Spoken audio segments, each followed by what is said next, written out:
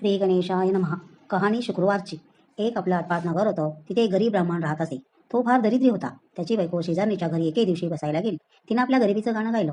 शेजारणीनं तिला शुक्रवारचं व्रत करायला सांगितलं. गरीब बाईने विचारलं, ते कसं करायचं? ती म्हणाली, बाई तू शुक्रवारचं व्रत कर.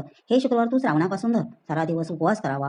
संध्याकाळी सवाष्णीला बोलवावं, तिचे पाय धुवावे, तिला हळद कुंकू द्यावं, तिची ओटी भरावी, साखर घालून दूध प्यायला द्यावं, भाजलेल्या हरभऱ्यांची खिरापत वाटावी, नंतर आपलं जेवावं. याप्रमाणे वर्षभर करून त्याचं उद्यापन करावं.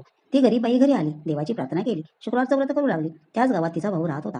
तो एके दिवशी सहस्त्र भोजन घालू लागला.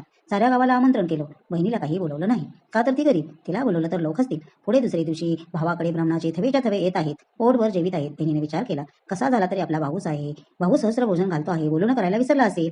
भावाच्या घरी जायला काही हरकत नाही असा मनात विचार केला. सोवळं नेसली, बरोबर मुलांना घेतलं आणि भावाच्या घरी आली. पुष्कळ पानं मांडली होती. एका पानावर जाऊन बसली. शेजारच्या पानावर मुलांना बसवलं. सर्व पानं वाढली, सारं वाढलं. तेव्हा तिच्या भावानं तूप वाढायला घेतलं. वाढता वाढता हिच्या पानाशी आला. ही खाली मान घालून बसली होती. तिला हाक मारली, ताई तुला वस्त्र नाही, पात्र नाही, दागदागिने नाही. तुझ्याकडे पाहून लोक मला हसतात, त्यामुळे मी काही तुला बोलवलं नाही. आज तू जेवायला आलीस ती आलीस, आता उद्या काही येऊ नको असे सांगून पुढे गेला.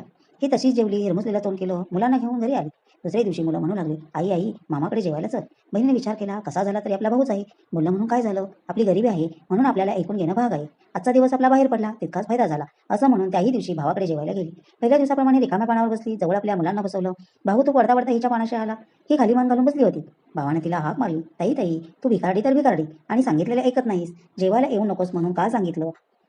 आज आपला पोराचं लेंडार घेऊन आलीस ते आलीस, उद्या आलीस तर हात धरून घालवून दे. तिनं ते मुकाट्यानं ऐकून घेतलं. तसंच थोडंसं जेवली आणि उठून चालती झाली. पुन्हा तिसऱ्या दिवशी जेवायला गेली. भावानं पाहिलं, हात धरून घालवून दिली. फार दुःखी झाली. देवीची प्रार्थना केली. सारा दिवस उपास पडला. देवीला तिची दया आली. दिवसाने दिवस सुखाचे दिवस दाखवू लागली. असं करता करता वर्ष झालं. बाईचं दारिद्र्य गेलं. पुढे एके दिवशी ती शुक्रवारचं उद्यापन करू लागली. भावाला जेवायला बोलवलं. भाऊ मनात ओशाळा. बहिणीला म्हणू लागला, ताई तू उद्या माझ्या घरी जेवायला ये. नाही काही म्हणू नको, घरी काही जेवू नको. उद्या जर तू आली नाहीस तर मी काही तुझ्या घरी येणार नाही. बहिणीनं बरं म्हटलं. भावाच्या मनातलं कारण जाणं.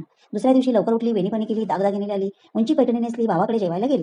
तो भाऊ वाट पाहतच होता. ताई आली तसा तिचा हात धरला, पाटावर बसवली. पाय धुवायला ऊन पाणी दिलं, पाय पुसायला फडकं दिलं. इतक्यात जेवायची पानं मांडली. ताईचं पण आपल्या शेजारी म्हणलं. भाऊ जेवायला बसला.